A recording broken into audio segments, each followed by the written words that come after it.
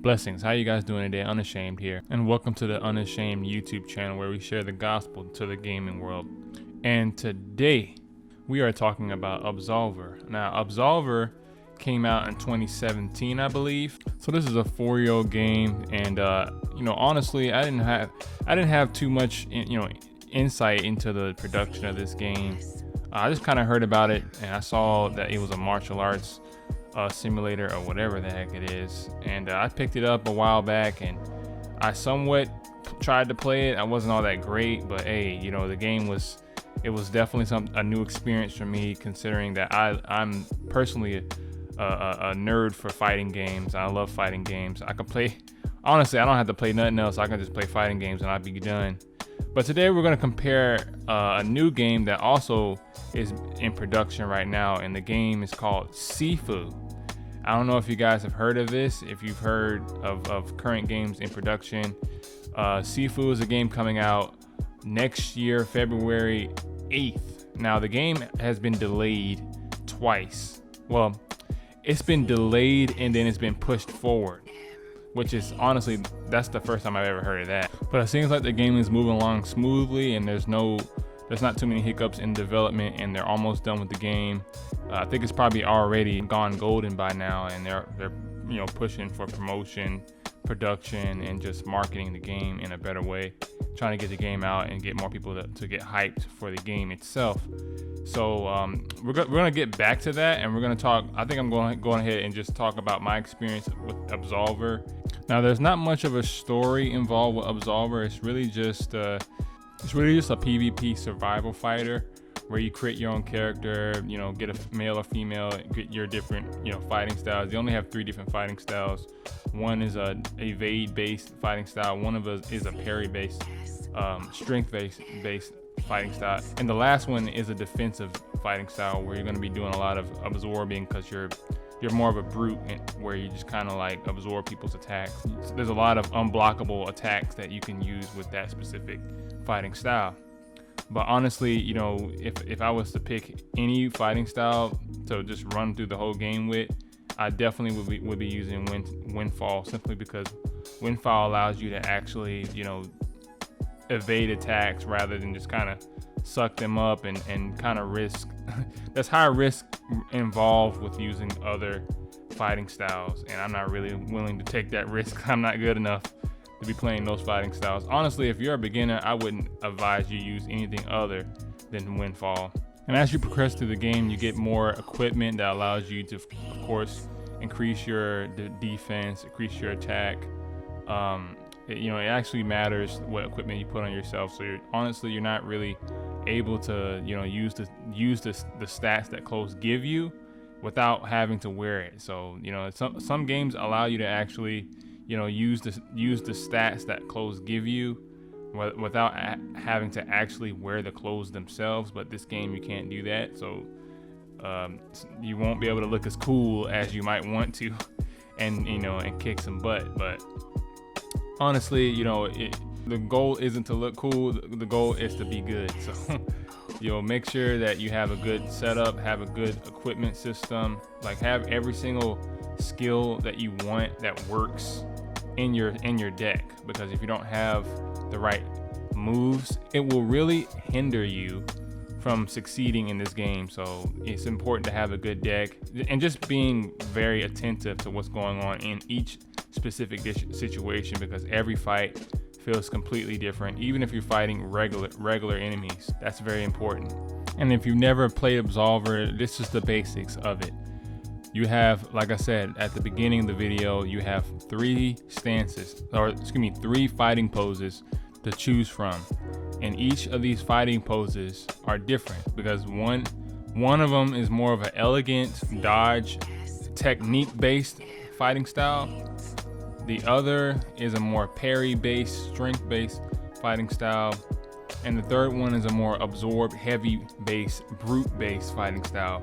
And each fighting style it's the same in the way that you operate the fighting style. In other words, you have 4 different positions or stances in each of the fighting styles, and based on each position, you have different moves, because you cannot do an uppercut when you're turned around, or you cannot do a backflip kick if you're facing forward, and you know that's just common sense. But yeah, you know, this game is very technical in the way it goes about, you know, fighting. So you do have to actually weigh your pros and your cons in certain situations. Make sure that you have enough distance, and also use everything to your disposal. You know, everything like swords, because you also have the ability to use swords. You can customize each and every attack with your weapons that you have equipped. You also learn new skills as you play. I'm not talking about moves, but like you get to learn like gravity. You get to learn how to heal yourself. Honestly, I advise you do not use the healing because it doesn't give you enough health. It really doesn't. It's better just to defeat people to regain your health. So in order to regain your health in this game, you have to actually defeat people. So either do that or go back to the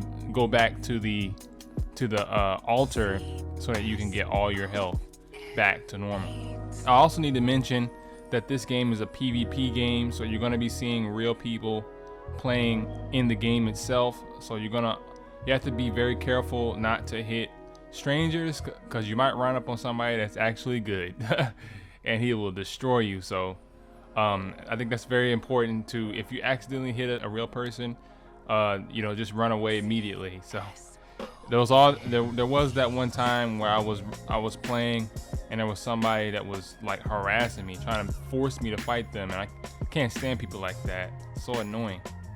But you know, that's the nature of online play, and the PvP is forced on you, so you cannot go on an offline version of the game. You have to play on the online version of this game. So you know, you have to have that in there. And there are multiple bosses that you have to beat throughout the game, and each of these bosses are level caps. So honestly, if you want to have the best chances of winning, I suggest you play those bosses at suitable levels. So do not play unless you just want to have a challenge, then go right ahead. But honestly, I suggest you actually be strong enough to defeat these people in order to have a more enjoyable playthrough when playing through Absolver. You know, when it comes to the PvP, you can actually link up with other people that are playing, and if they're, you know, reasonable people, they will join you and help you defeat bosses as they level up too. So that, you know, if you feel like a boss is too strong and you don't feel like grinding and going back and getting stronger, then you can join up with somebody if they're around, and ask for their cooperation, and they'll cooperate with you, and they'll just follow you around, or they should follow you around and help you defeat bosses. And that's very useful, and helps you to just kind of get through this game. Because I mean, honestly, nobody wants to grind all day to get stronger and all that. So it's very useful to have that in the game as well. Now, something I see both in SIFU and Absolver in particular, I think both of them have a very emphasis on individuality and the focus on just individual skill and being able to cope with 5-on-1, 4-on-1, or something like that. You know, in Absolver, you do have the option of joining with a friend, but the majority of your experience will be by yourself, and you have to actually develop your character and develop your own personal skill with that specific fighting style that you have and equipment that you have equipped. From the trailers, there's not much of an indication that equipment will be a thing in SIFU, but you know, if I hear anything about it, I definitely will give more of an update on that. But as far as I can see, I can't see that there's any, you know, equipment involved with your fighting experience in SIFU in particular. But in Absolver, you know, it's based on skill and, you know, your equipment and your personal level and your personal skill. So that's why I think Absolver is a little bit distinct when it comes to that. And I think there's some other similarities that I've heard from both games. You know, just off the top of the dome, I think health is very, the game design is focused so that you can actually have personal development be at the forefront of the gameplay. So, you know, if you're not all that great at the game, beware. You're probably going to be dying a lot in SIFU and in Absolver, because they don't give you that much health. And unless you learn how to dodge and block properly, you're going to be struggling throughout the whole entire game. And I think that's very important because it kind of emphasizes personal skill, which is what a lot of gamers adore, because there's no cheese involved. You got to actually be good, otherwise you're not going to win. There was one situation that I saw in SIFU where it was a trailer, and I saw that he literally was at full health, and then like 1 or 2 hits was enough to get him almost at red.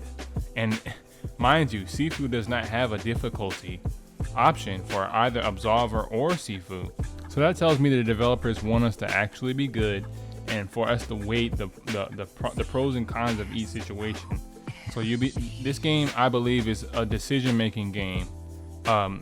It tests your ability to make decisions on the fly, which is exactly how fighting is in real life. You know, if you fight in real life and someone actually has the ability to punish you, and he can fight back just as well as you can, you got to weigh the pros and cons of each thing. You can't just go in, you know, guns blazing, swinging like crazy. You have to actually weigh out your pros and cons, and in a timely fashion, so that you can, you know, have the best results in each fight.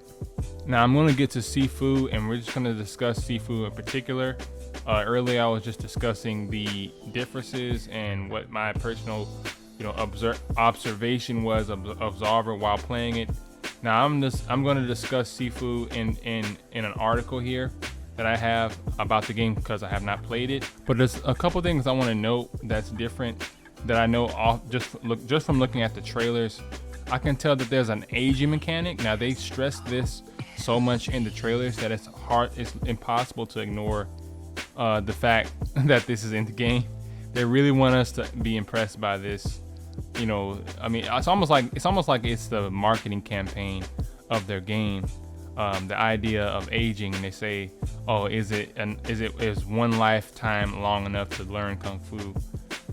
That's basically their motto for this game. So aging is basically it's a gaming mechanic in the fighting system that they have in the game. So they're basically saying, hey, look, you know, if you're not the best fighter in the world, hey, you know, you'll have many chances to do better the next time through this aging system that allows you to die. And each time you die, you have a pendant that allows you to resurrect. But each time you resurrect, you get older. And I believe that's the key component in the game design that they have set up for SIFU. But I'm not sure how the aging system will weigh on the actual gameplay itself. For example, if I'm 58, how will that affect my endurance? How will that affect my defense? How will that affect even my health? Like, how much damage can you take when you're that old? As you get older, I believe they would have to increase how much damage you take, how well your defense is, maybe even how fast you are. I mean, honestly, it could be that detailed, but you know, who knows? But this article is addressing the matter of the aging and that we were just talking about. And the producer, Pierre Tarno, I guess he's the director or the producer of this game. He talked about this in particular, and it says here, we want SIFU to challenge players and to encourage them to learn, improve, and adapt. The ability to rise up from death will help new players by allowing them to fail and try again multiple times when they face difficulty. But the price of mistakes will rapidly increase, and in order to fully complete the game, they will have to master the combat system. Tarno also confirmed that the game won't have difficulty options at launch, just like I said, but said that the team may consider it as an after-launch update if there's a demand. As a quick refresher, SIFU is a revenge tale told over the course of one fateful night. Your hero wears an amulet that can resurrect them if they take fatal damage. However, this power comes at a cost of years taken from their life. Die too many times and you'll become too old to continue, and then it's game over. Last week we got the pleasant news that the game has actually been brought forward by 2 weeks. This means SIFU will launch on PlayStation 5, PlayStation 4, and PC on February 8th. But this article was based on the question that people were asking, hey, can you beat the game without aging? And he said at the top of the article that yes, there is no difficulty option, but you can beat the entire game without aging, which is pretty interesting, because I was thinking, do we have to just sit there and keep dying over and over, or can we actually just beat the whole game and stay young? You know what I'm saying? So that's a pretty awesome mechanic. I'm not sure how the community will receive it, but we'll see when the time comes. Honestly, the game looks amazing. There's also attention to detail when it comes to the environment, so you can use the environment to your advantage, almost like Uncharted or something like that. Uncharted was a perfect example of fighting brawls like this, where you fight multiple enemies and you have to use everything to your disposal, even your environment. And I believe Uncharted was a perfect example of that. And that's the reason why I loved Uncharted fighting sequences, because it was just so immersive. There were so many options, so many things you could do. Now with Absolver, like I said before, Absolver is a PvP based fighter, so you're going to be playing with online people running around and stuff. There's no indication right now that SIFU has an online or any kind of PvP or PvE thing going on, or any kind of online function with that matter. But in the coming months, I believe that they'll begin to open more up about this, because I think it'll be awesome if you could play online in SIFU. I'm not sure if that would really work, in that kind of game where it's really a story-based game of revenge. But we'll see what they have in store. Honestly, I enjoyed Absolver when I played it back in 2018 or something, and I played a little bit of it now for the sake of this video, so I can have something to base it off of. And there are a lot of similarities between SLOCLAP's Absolver and SIFU, but honestly, I think SIFU is probably going to win the cake for me. Just looking at the trailer, I can tell that there's a lot more going on in the fighting, in particular, that's more immersive than Absolver. I think Absolver can narrow down to a button masher. When you're fighting online, it can narrow down to a button masher. And honestly, that's what I did throughout the first segment of Absolver, was kind of button mash and just kind of go through, because there is no difficulty option in the game. So if you just kind of just go through it and try to speed run it. This game is definitely a candidate for speed running. If you have any other things that I may have missed out on that may be of interest, I also forgot to mention the stamina bar as well. So there is a stamina bar in Absolver, which is not present in SIFU.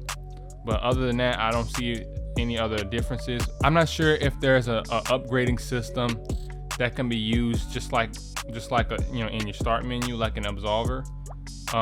It seems like you have to die to level yourself up, or to get more upgrades or learn new skills and new techniques. But that's not confirmed for me, so I might need to get some better clarity on that. But in the trailers, they said that when you die, that's when you have the opportunity to level up and get new skills. But I'm not sure about that in particular. I'm not sure if you can actually press start and then just get your upgrades that way or not. So we'll see. Thank y'all for clicking on the video. I appreciate all your time. I appreciate you clicking on this video and learning more about my opinions on Absolver and SIFU. And we'll see if I pick the game up. I feel like I will be, but with the current situation I'm in right now, I don't know if I'll be able to get it on launch or what. So thank y'all for clicking on the video. Make sure you subscribe, like this video, share it as much as possible, share it to a friend, share it to somebody that you believe plays Absolver or wants SIFU to come out, wants to play SIFU, and maybe they'll be able to get some more input. Thank you for clicking on the video, and make sure you stay unashamed in this dark and wicked world. God bless.